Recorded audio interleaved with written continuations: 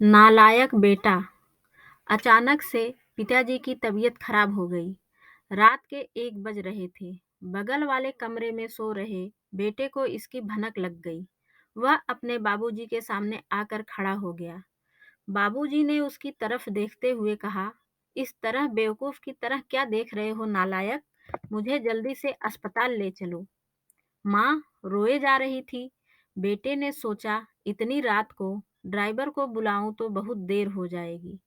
उसने झट से बाबूजी को कंधे का सहारा देकर कार में ले जाकर बिठाया और जल्दी से अस्पताल की ओर चल पड़ा।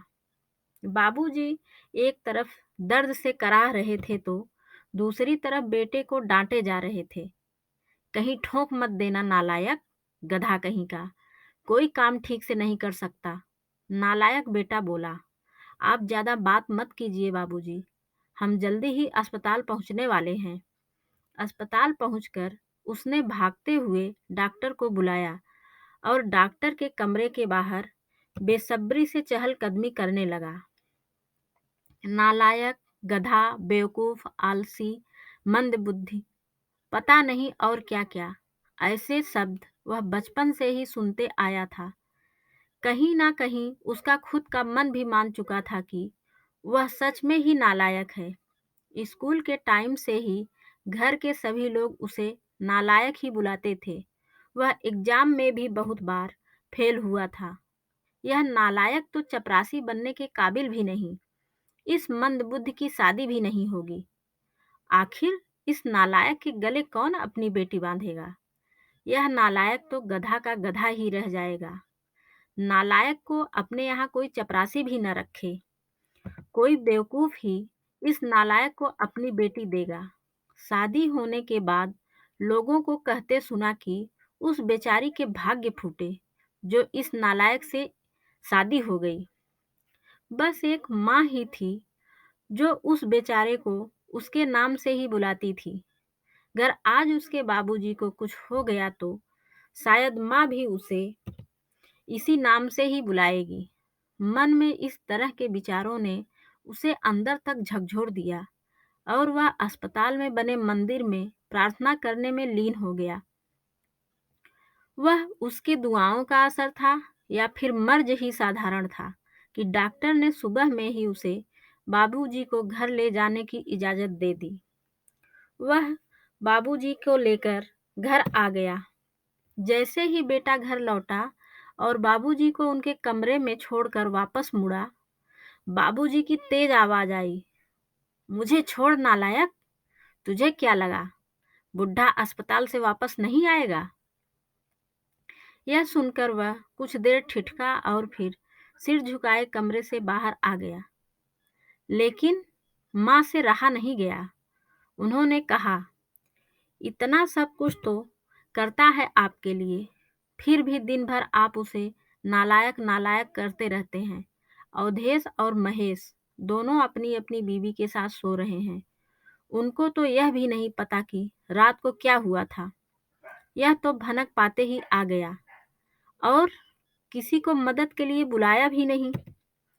भगवान ना करे अगर आपको कुछ हो जाता तो वह भी आप ही का बेटा है।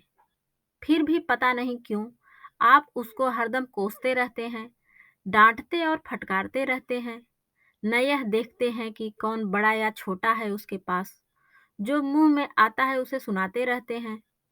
बाबूजी ने उनकी तरफ आश्चर्य भरी नजरों से देखा। माँ रोए जा रही थी और बोले जा रही थी, आप ही बताइए क्या कमी है मेरे इस बेटे में? हाँ, पढ़ाई में थोड़ा कमजोर जरूर था। तो क्या क्या सभी एक जैसे होशियार होते हैं? वह अपनी मेहनत के बल पर अपना परिवार, हम दोनों को घर मकान, खेती बाड़ी, कर कुटुंब सबको सही तरीके से संभाल रहा है कि नहीं? जिन 2 बेटों को आप बहुत लायक और बुद्धिमान मानते हैं, वह अपनी बीवी, बच्चों, सास ससुर और दोस्तों पर ज्यादा ध्यान रखते हैं। कभी आपका हालचाल भी पूछते हैं। और एक आप हैं कि जो कर रहा है उसको ही दिन भर नालायक नालायक बुलाते रहते हैं। बाबूजी बोले, अरे पगली, तुम कभी भी मुझको समझ ही नहीं पाई। तुमने केवल मेरी बातों पर ही ध्यान दिया है। क्या तुम्हें नहीं लगता कि एक श्रवण कुमार जैसा बेटा दिन भर नालायक और गधा बुलाने के बाद भी कुछ नहीं बोलता? उसे गले ना लगा पाने का कष्ट मुझे भी बहुत है। आस पड़ोस के लोगों के बीच मैं अपने बेटों को उल्टा सुनाता रहता हूँ, लेकिन मेरा बेटा पलट के जवाब देना तो दूर, सिर उठाकर भी मेरी तरफ नहीं देखता है। बाहर से जब भी घर आता है तो सबसे पहले मेरे कमरे में झांक कर देख लेता है कि बाबूजी ठीक है ना? क्या मुझे ऐसे बेटे को उल्टा बोलते हुए पीड़ा नहीं होती? होती है भाग्यवान। मेरा दिल पत्थर का नहीं है। मैं भी इंसान ही हूँ। मुझे तो डर इस बात का है कि कहीं मेरा यह बेटा भी उन दोनों बेटों की तरह लायक न बन जाए। इसलिए मैं उसके मन में कभी यह भाव पैदा नहीं होने दूंगा कि वह परिपक्व है और सबसे लायक है। यह बात सुनकर माँ चकित रह गई और आश्चर्य से पूछा, यह क्या कह रहे हैं? बाबूजी ने कहा, हाँ भाग्यवान, यही सच है। अब तुम इसे मेरा स्वार्थ कहो या कुछ भी कहो। इतना कहते हुए बाबूजी ने माँ के सामने हाथ जोड़ लिए और माफी मांगने लगे। माँ ने उनके हाथों को पकड़ा और बोली, मैं आज तक आपको समझ ही नहीं पाई, मुझे माफ कर दीजिए। दूसरी ओर कमरे के बाहर खड़ा नालायक बेटा बाबूजी द्वारा कहे गए हर वाक्य को सुन रहा था और उसकी आंखों से लगातार अश्रुधारा बहती जा रही थी। उसका जी कर रहा था कि दौड़कर बाबूजी के गले से लिपट जाए और खूब रोए, लेकिन शायद बाबूजी झेंप जाते। इसलिए वह अपने आंसू पोंछते हुए अपने कमरे की तरफ बढ़ने लगा। तभी उसके कानों में बाबूजी की आवाज टकराई, अरे नालायक, मेरी दवाई कहाँ रख दी? कितना भी समझा दो इस कामचोर को, पर एक काम ठीक से नहीं करता है। नालायक बेटा अस्पताल वाले थैले से बाबूजी की दवा लेकर उनके कमरे की तरफ आंसू पोंछते हुए दौड़ा। इस कहानी से हमें यह शिक्षा मिलती है कि माता पिता बच्चों को कुछ भी कहें, किसी भी नाम से बुलाएं, पर उनका प्रेम अपने बच्चों के प्रति कभी कम नहीं होता। आशा है पिता पुत्र की यह दिल छू लेने वाली कहानी आप सभी को बहुत पसंद आई होगी। पसंद आई हो तो मेरे चैनल को लाइक, सब्सक्राइब और कमेंट करना ना भूलें। धन्यवाद।